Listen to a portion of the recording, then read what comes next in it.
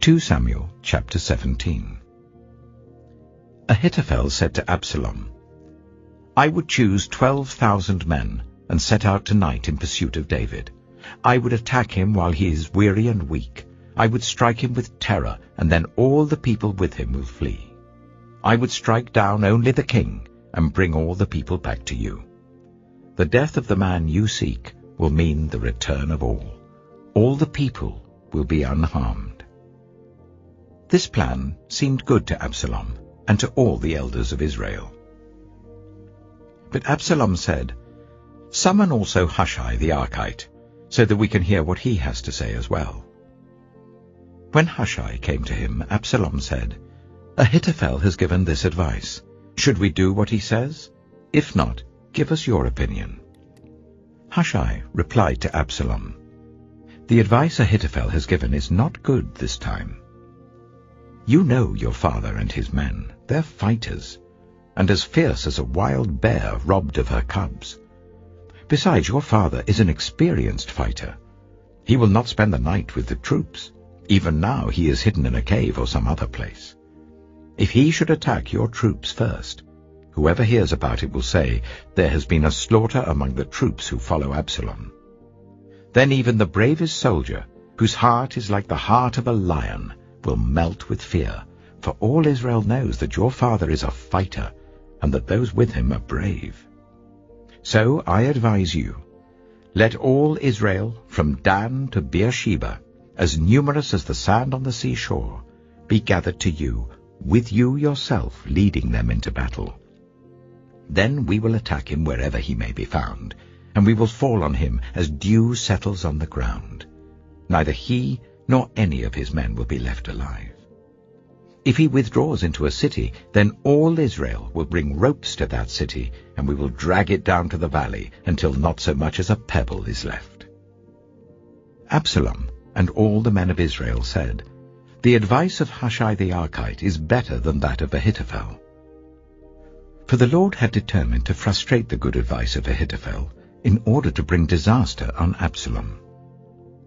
Hushai told Zadok and Abiathar the priests, Ahithophel has advised Absalom and the elders of Israel to do such and such, but I have advised them to do so and so. Now send a message at once and tell David, Do not spend the night at the fords in the wilderness. Cross over without fail, or the king and all the people with him will be swallowed up. Jonathan and Ahimaaz were staying at En-Rogel. A female servant was to go and inform them, and they were to go and tell King David, for they could not risk being seen entering the city. But a young man saw them and told Absalom. So the two of them left at once and went to the house of a man in Bahurim. He had a well in his courtyard, and they climbed down into it. His wife took a covering and spread it out over the opening of the well and scattered corn over it. No one knew anything about it. When Absalom's men came to the woman of the house, they asked, Where are Ahimaaz and Jonathan? The woman answered them, They crossed over the brook. The men searched but found no one, so they returned to Jerusalem. After they had gone, the two climbed out of the well and went to inform King David. They said to him, Set out and cross the river at once. Ahithophel has advised such and such against you. So David and all the people with him set out and crossed the Jordan. By daybreak, no one was left who had not crossed the Jordan. When Ahithophel saw that his advice had not been followed, he saddled his donkey and set out for his house in his hometown. He put his house in order and then hanged himself. So he died and was buried in his father's tomb. David went to Mahanaim, and Absalom crossed the Jordan with all the men of Israel. Absalom had appointed Amasa over the army in place of Joab. Amasa was the son of Jether, an Ishmaelite who had married Abigail, the daughter of Nahash, the sister of Zeruiah, the mother of Joab. The Israelites and Absalom camped in the land of Gilead. When David came to Mahanaim, Shobai, son of Nahash from Rabbah of the Ammonites, and Machir, son of Amiel from Lo-Debar, and Barzillai the Gilead from Rogelim, brought bedding and bowls and articles of pottery. They also brought wheat and barley, flour and roasted grain, beans and lentils, honey and curds, sheep and cheese from cow's milk, for David and his people to eat. For they said, "The people have become exhausted and hungry and thirsty in the wilderness."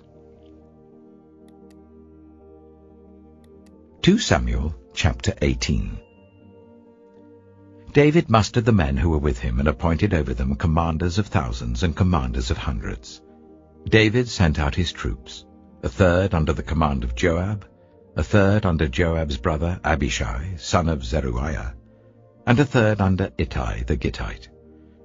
The king told the troops, "I myself will surely march out with you." But the men said, "You must not go out. If we are forced to flee, they won't care about us. Even if half of us die, they won't care. But you are worth 10,000 of us. It would be better now for you to give us support from the city." The king answered, "I will do whatever seems best to you." So the king stood beside the gate, while all his men marched out in units of hundreds and of thousands. The king commanded Joab, Abishai, and Ittai, "Be gentle with the young man Absalom for my sake." And all the troops heard the king give orders concerning Absalom to each of the commanders. David's army marched out of the city to fight Israel, and the battle took place in the forest of Ephraim. There Israel's troops were routed by David's men, and the casualties that day were great, 20,000 men. The battle spread out over the whole countryside, and the forest swallowed up more men that day than the sword. Now Absalom happened to meet David's men. He was riding his mule, and as the mule went under the thick branches of a large oak, Absalom's hair got caught in the tree. He was left hanging in mid-air while the mule he was riding kept on going. When one of the men saw what had happened, he told Joab, "I have just seen Absalom hanging in an oak tree." Joab said to the man who had told him this, "What? You saw him? Why didn't you strike him to the ground right there? Then I would have had to give you 10 shekels of silver and a warrior's belt." But the man replied, "Even if 1,000 shekels were weighed out into my hands, I would not lay a hand on the king's son. In our hearing, the king commanded you and Abishai and Ittai, protect the young man Absalom for my sake. And if I had put my life in jeopardy, and nothing is hidden from the king, you would have kept your distance from me." Joab said, "I'm not going to wait like this for you." So he took 3 javelins in his hand and plunged them into Absalom's heart while Absalom was still alive in the oak tree. And 10 of Joab's armor-bearers surrounded Absalom, struck him, and killed him. Then Joab sounded the trumpet, and the troops stopped pursuing Israel, for Joab halted them. They took Absalom, threw him into a big pit in the forest, and piled up a large heap of rocks over him. Meanwhile, all the Israelites fled to their homes. During his lifetime, Absalom had taken a pillar and erected it in the king's valley as a monument to himself, for he thought, "I have no son to carry on the memory of my name." He named the pillar after himself, and it is called Absalom's monument to this day. Now Ahimaaz, son of Zadok, said, "Let me run and take the news to the king that the Lord has vindicated him by delivering him from the hand of his enemies." "You are not the one to take the news today," Joab told him. "You may take the news another time, but you must not do so today, because the king's son is dead." Then Joab said to the Cushite, "Go tell the king what you have seen." The Cushite bowed down before Joab and ran off. Ahimaaz, son of Zadok, again said to Joab, "Come what may, please let me run behind the Cushite." But Joab replied, "My son, why do you want to go? You don't have any news that will bring you a reward." He said, "Come what may, I want to run." So Joab said, "Run." Then Ahimaaz ran by the way of the plain and outran the Cushite. While David was sitting between the inner and outer gates, the watchman went up to the roof of the gateway by the wall. As he looked out, he saw a man running alone. The watchman called out to the king and reported it. The king said, "If he is alone, he must have good news." And the runner came closer and closer. Then the watchman saw another runner, and he called down to the gatekeeper, "Look, another man running alone." The king said, "He must be bringing good news too." The watchman said, "It seems to me that the first one runs like Ahithophel, son of Zadok." "He's a good man," the king said. "He comes with good news." Then Ahithophel called out to the king, "All is well." He bowed down before the king with his face to the ground and said, "Praise be to the Lord your God. He has delivered up those who lifted their hands against my lord the king." The king asked, "Is the young man Absalom safe?" Ahithophel answered, "I saw great confusion, just as Joab was about to send the king's servant and me, your servant, but I don't know what it was." The king said, "Stand aside and wait here." So he stepped aside and stood there. Then the Cushite arrived and said, "My lord the king, hear the good news. The Lord has vindicated you today by delivering you from the hand of all who rose up against you." The king asked the Cushite, "Is the young man Absalom safe?" The Cushite replied, "May the enemies of my lord the king and all who rise up to harm you be like that young man." The king was shaken. He went up to the room over the gateway and wept. As he went, he said, "Oh, my son Absalom, my son Absalom! If only I had died instead of you, O Absalom, my son, my son." 2 John. The elder, to the lady chosen by God and to her children, whom I love in the truth, and not I only, but also all who know the truth, because of the truth which lives in us and will be with us forever.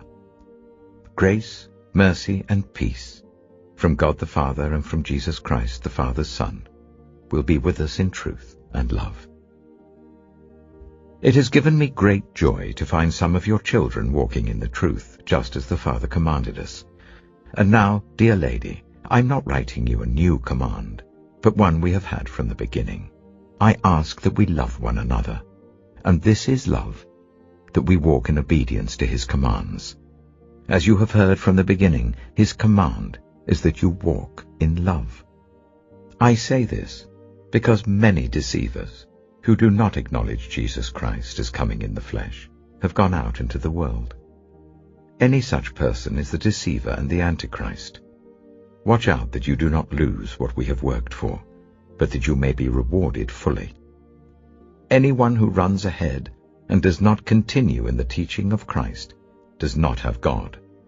Whoever continues in the teaching has both the Father and the Son. If anyone comes to you and does not bring this teaching, do not take them into your house or welcome them. Anyone who welcomes them shares in their wicked work. I have much to write to you, but I do not want to use paper and ink. Instead, I hope to visit you and talk with you face to face, so that our joy may be complete. The children of your sister, who is chosen by God, send their greetings.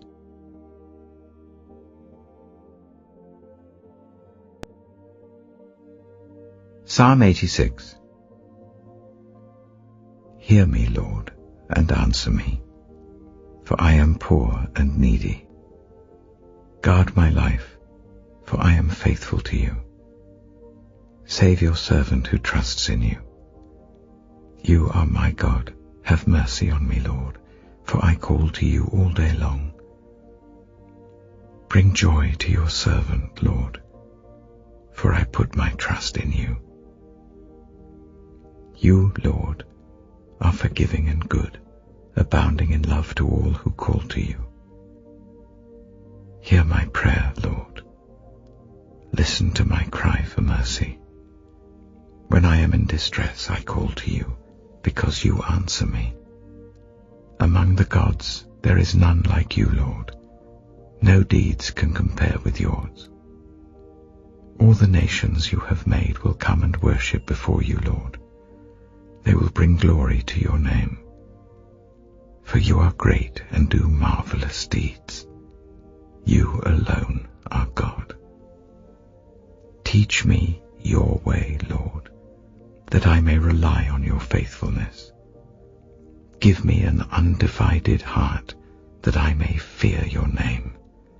I will praise you, Lord my God, with all my heart.